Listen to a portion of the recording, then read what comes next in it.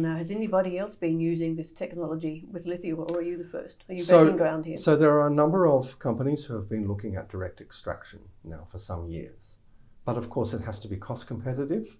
So it's got to produce a high quality product at roughly the same costs. We've been fortunate in selecting Lilac, but there are 3 or 4 other offerings around which are similar. But you've got to work with a company that wants to do this. You go to a major, they've already spent $500 billion on their infrastructure. They need to amortize that over the next 10 or 15 or 20 years.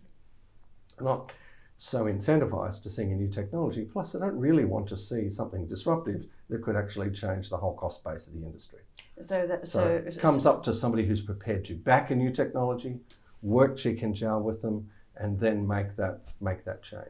So the majors that are doing this already, they are not using this technology. They're using evaporation. They're using evaporation. And it would be, they don't want to spend the money to change technologies at this point. Not yet. So until they're forced. Until they're forced. So we could use an analogy with electric vehicles.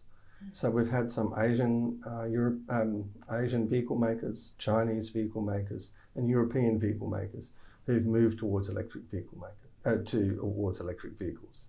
Some of the major producers of cars out of the US, such as GM and Ford, have been late in that process, waiting to see how it works.